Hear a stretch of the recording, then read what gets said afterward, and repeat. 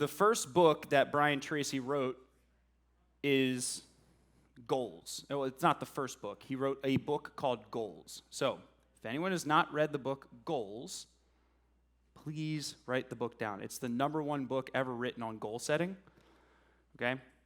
Read that book, changed my life. Then I read the book Eat That Frog, which I think is on everyone's desk if you're here in person. Changed my life again. Taught me the concept of doing the most difficult task first. Right? Then I read the book. Then I ended up reading every single book of Brian Tracy's, Hiring and Firing, and it changed every single component of personal development. And 90 books later, he's now the #1 personal development author in the world. And now we get to talk with him in front of all of you. So Brian, I am beyond excited to be sharing this hour with you, and thank you for exchanging the time. I am so happy to be with you. Thank you very much. I'm very happy to be with all of you. You know, the most important thing that I learned in success is goal setting. Because goal setting, what you do is you actually program, almost like sitting in front of your computer screen and actually programming in what you want. And then your subconscious mind works 24 hours a day to bring that into your life. You've heard of the law of attraction. The law of attraction has been there for about 4,000 years. And what it basically says is that if you install a goal into your mind, it just works continually, and it draws the goal toward you, and it draws you toward the goal. Now, the wonderful thing about this is that nobody has ever said it didn't work. They all work. And so if you want to dramatically accelerate your ability to achieve your goals, there's some very simple steps that you can take that work all the time. And they work for everybody, and they work all over the world. I've taught these principles. I was just on screen recently, a few minutes ago. I've taught these principles to people in 84 countries. 84 countries. And I have the great satisfaction after I go back to a city or country that I've been to before. People come up to me and they'll say, you know, I was at your seminar a year ago or 2 years ago, and I just want to tell you that you changed my life. You made me rich. And I've heard those same words in language after language in translation. You changed my life. You made me rich. You changed my life. You made me rich. And so I say, well, because I teach many different things, marketing, sales, management, and so on. I said, well, what was it about what I spoke about when we were together? And they always say it was the goals. It was always the goals. And they didn't understand the power and importance of goals until the seminar, as Ben is talking about today. Just basically is when you write something down and you make a plan to achieve it, then all the powers in the universe begin to work for you and begin to attract and draw your goals toward you and draw you toward your goals.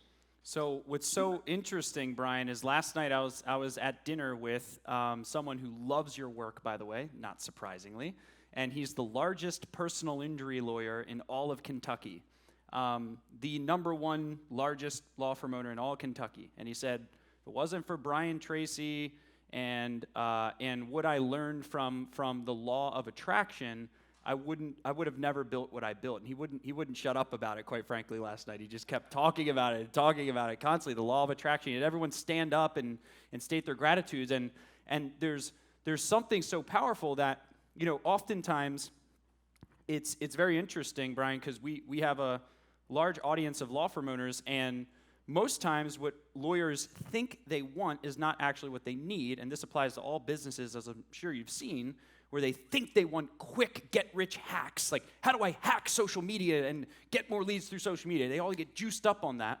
But the stuff that has the biggest impact is the zoomed-out mindset shift stuff that relates to goal setting, the law of attraction. Why do you think that is? Why isn't a get-rich-quick hack ever the answer for a true mindset or emotional shift in someone's life or business? Well, it never works because people very quickly perceive that you're not acting on their behalf, their best interest, you're acting on your own.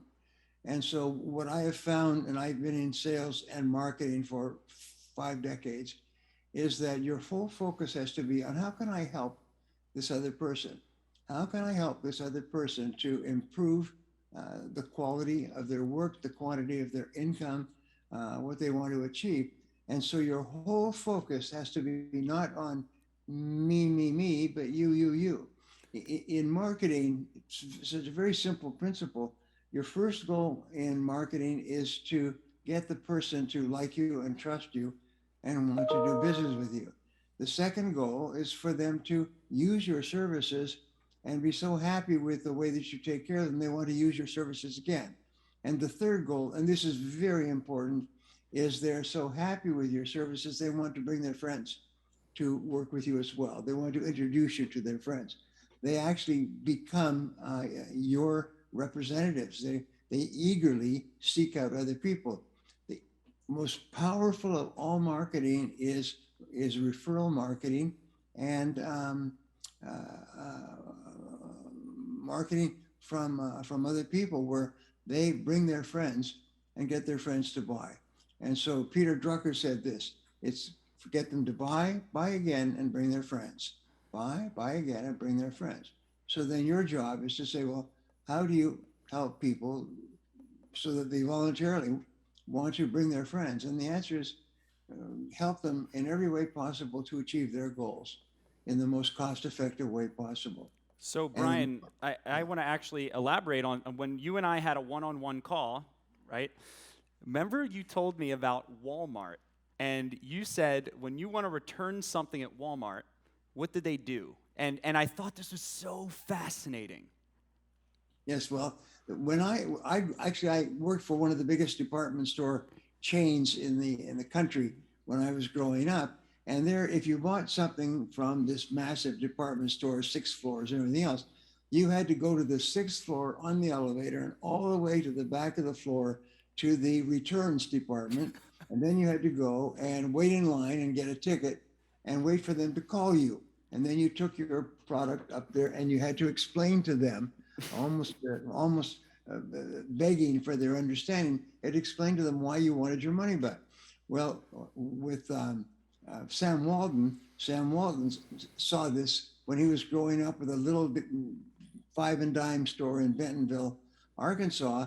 And what he did is he, instead of putting the returns department on the 6th floor in the back of the floor, what he did is he put it right next to the front door. So you walk in the front door of a Walmart's and you turn to the left, and there's the returns department. And when you take your product to the returns department, they rip it out of your hand and say, I'm so sorry that you weren't happy with it. Here, let me replace it. Would you like to have your money back? Would you like to get something else? But it was so, they make it so easy to return a product that it is known worldwide that at Walmart is, if you are unhappy for any reason at all, you get 100%, no questions asked, guaranteed return. And that's why Walmart, now they have the biggest single employer in the history of the world. They have more than 1 million employees, and also the biggest retail operator in the history of the world. Why? It's because they make it so easy to deal with Walmarts. And Walmart started off with this wonderful line. It said Walmart's everyday low prices. And everyday low prices, what that meant was they didn't have sales. They never have a sale at Walmart's. Is that they have everyday low prices. They cut the prices as low as they can possibly get them. And so when you go and buy something at Walmart's, let's say you bought a lawnmower and you take it home, and your neighbor next door just bought a lawnmower, and his lawnmower, he said, yeah, I paid this amount. It was cheaper than yours. You take your lawnmower back to Walmart's, and Walmart's will either give you 100% of your money back, or they will give you the difference. They'll refund the difference in what you paid. They will never be undersold. When you buy something from Walmart, they unconditionally guarantee that you will never overpay for this. It's just a wonderful thing. Walmart's is everyday low prices, made it the biggest and most wonderfully success company in the world. And you can do the same thing.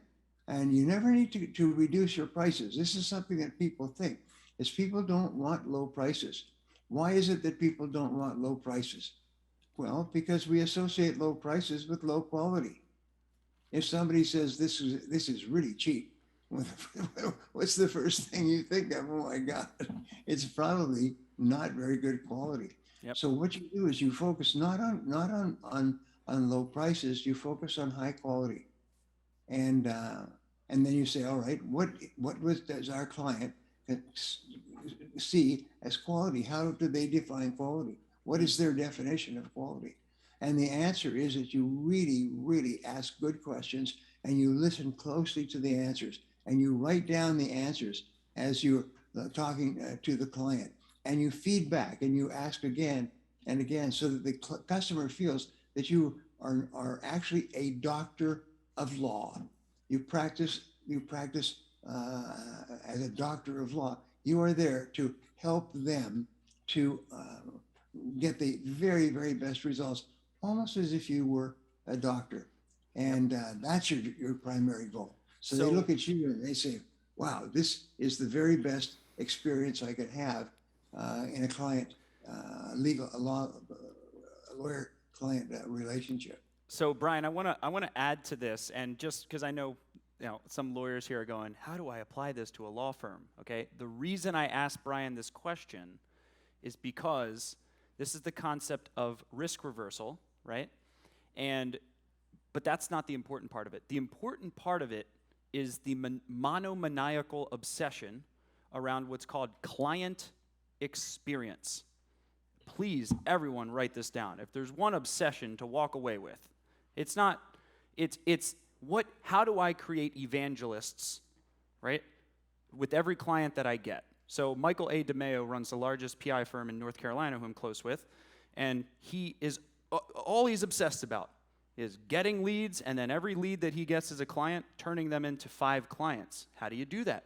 You do that by being wildly concerned about the clients, wildly concerned about updating them constantly, right? Wildly concerned with, if they're unhappy, addressing that quickly, right? Surveying clients on a recurring basis, seeing if they rate you on a scale of 1 to 10. Are you a 9 out of 10? Are you 8 out of 10? Are you 7 out of 10? Constant feedback surveys, right?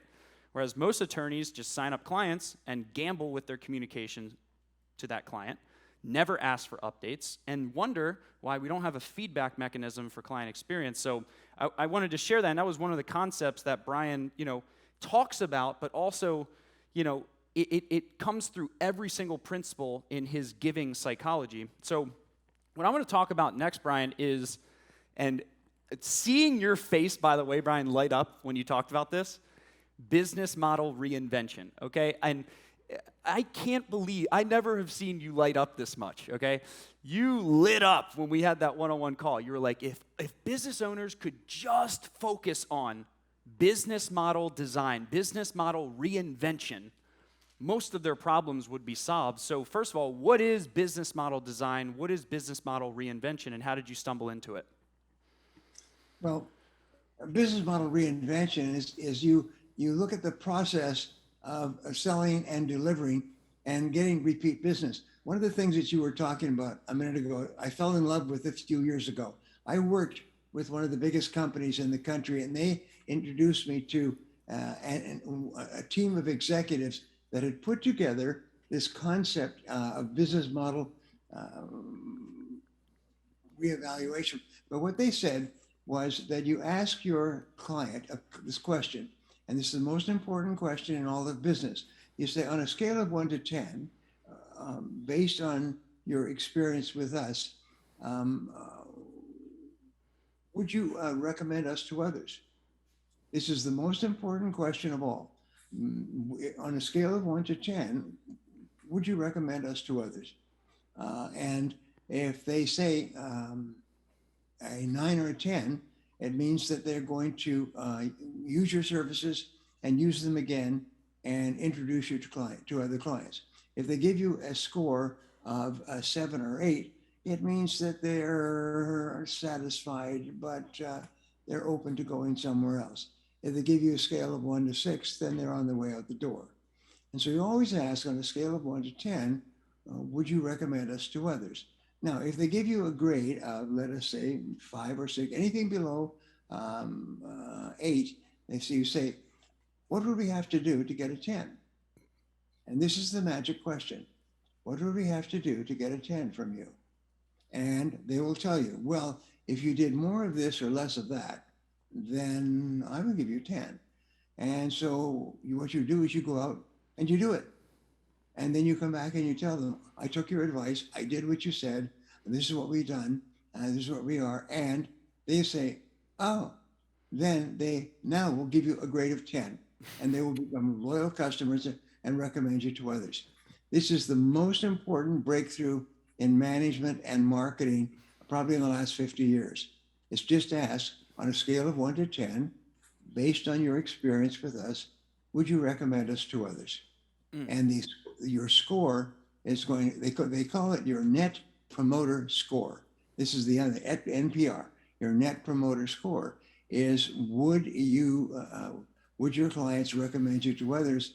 And then what would you have to do to get them to recommend you to others?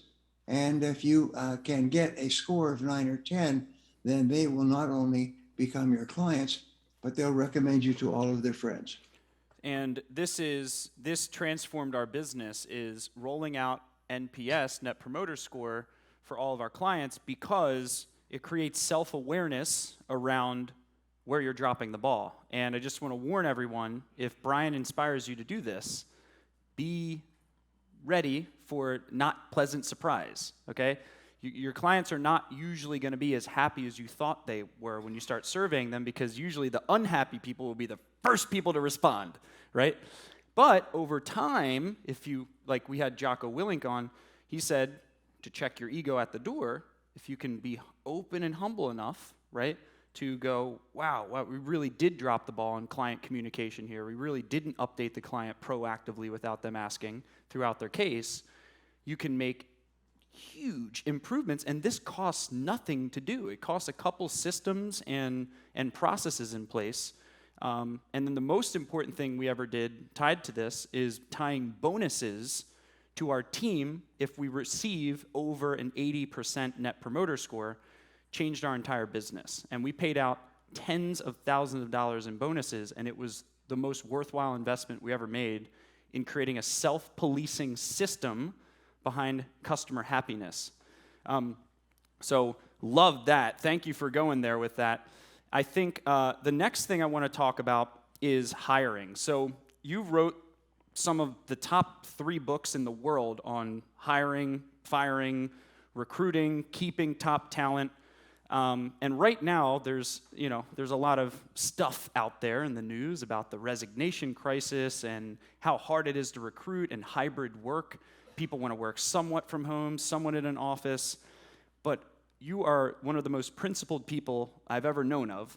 So what are the principles of recruiting and keeping A-quality talent that won't change whether we're in a hybrid world or whether there's a resignation crisis or not? Well, it's interesting. What people want more than anything else is they want to earn the very most for the amount of their lives that they invest in their work. This is their primary question. How much can I earn, and how can I earn more? And how can I be more and more successful in my field? So one of the things you have to do is you have to ask them, what needs to happen for you to be happy in this job. If you're going to hire someone, we'll talk about that. If you're going to hire the very best people, then what you have to do is think yourself, say, if we were to hire the perfect person, how would you describe them? What qualities or characteristics or behaviors would the perfect person have? And you have to take a little bit of time before you interview a prospect before you interview an employee, and you have to take the time and write it down. Write it down. One of my great discoveries was that the greatest power that you can possibly have is to write down your goals. Napoleon Hill, 100 years ago, said basically is to take your goal and write it down in the present tense, and then write down everything that you can think of that you need to do to achieve that goal. I have a method which I learned when I was just starting off, and it was in a book somewhere, and it said that whatever you want to do, write it down as a goal, and then write down 20 ways to achieve the goal. And I call this the 20 answer method. So you say, how can I achieve this goal? And then discipline yourself to write down 20 answers to the question. Let's say you want to double your income. This will be quite amazing, by the way. You say, all right, my goal is to double my income. So how can I double my income within 12 months? And you write it down, the top of the page, present tense, and then you discipline yourself to write 20 different answers, a minimum of 20. You can write 21 or 22, but you always discipline yourself to write a minimum of 20. And I can promise you that if you do this exercise just once, it will astonish you what starts to happen in your life. You'll be amazed at how fast you start to move toward that goal and how fast that goal starts to move toward you. And it's called the 20 idea method. Does it work? Yes. What percentage of the time? 100%. Do people do it? No. They always have a reason or an excuse to not do it. But if you'll just do it once, just try it. And I have given seminars and workshops all over the world for 4 or 5 decades. And I have never had a person come back to me and say it didn't work. Every one of them comes back and says they're astonished. They're just astonished. You know, one of the great challenges we have is that most people are lazy, and they simply cannot resist being lazy.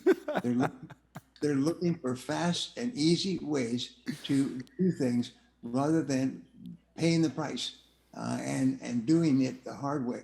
So discipline yourself to write down 20 answers. Now, I've worked with people and we work out answers to a variety of different goals, but just pick one. Pick your most important goal. And I always like, when I go to my seminars, I'll always ask my people, how many people here would like to double their income? And every hand in the room goes up. I said, good. Well, if I can show you how to double your income, would you consider that to be good use of our time together? And everybody agrees. I said, good. Well, I'm going to show you how to double your income. And my promise to you is that if you do what we talk about, you will double your income, and far faster than you can even imagine today. And so I take them, have them write down the goal in the present tense, and then force them to write, or discipline them to write 20 answers. And it is just literally astonishing. I'm sitting here at my office and I just have letter after letter and email after email coming back to me, people saying it worked, it worked, it worked. I couldn't believe it. I was skeptical. I didn't, I thought it was just big talk. He said, but my whole life changed, transformed. One of the things that I do, I'll give you another way to double your income, by the way, I guarantee. I mean, if I could have 10% return on these ideas, I'd be rich. But this is a workbook. And it's a very simple thing. What I'm going to ask you to do before this is all over, when you go home tonight, I'm going to ask you to pick your most important. William Ackerman. Give it up for Brian, everyone. So what you do is you take a spiral workbook like this, and you write your major goal in the first page. And your major goal is to double your income.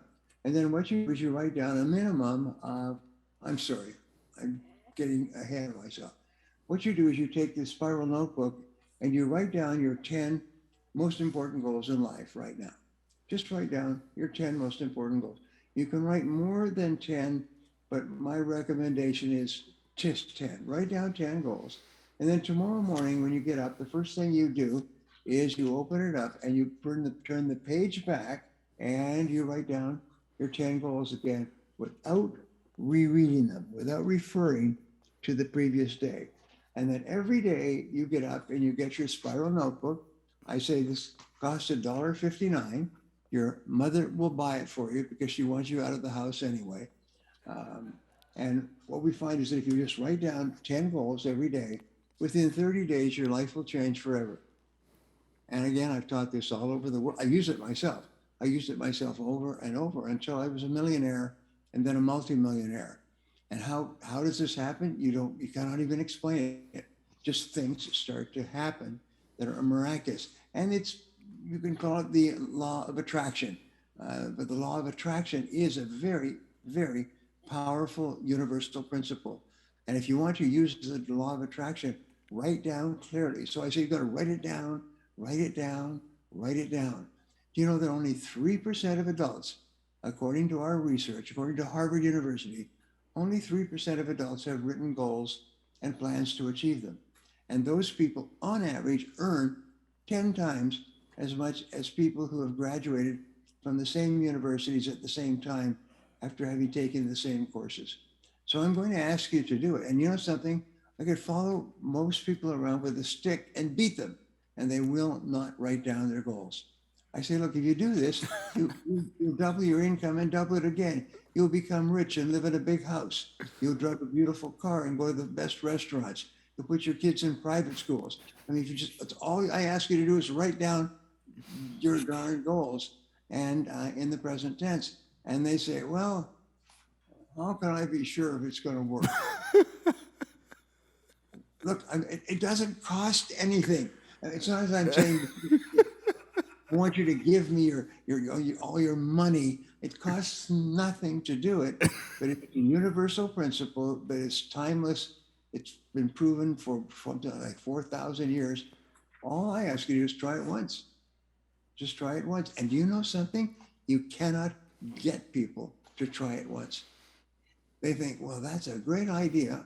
I think I'll try that someday. And they go and watch television. So here's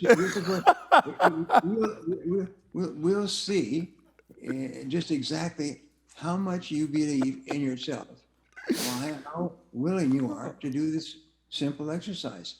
Take a simple spiral notebook, write down 10 goals, and do that every day. Do it every day for a month.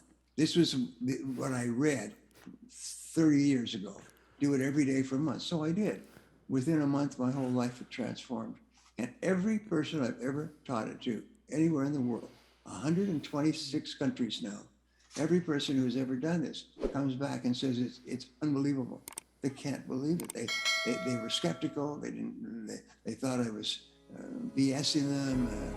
They were just astonished at how well it worked. And then eventually they just do it all the time.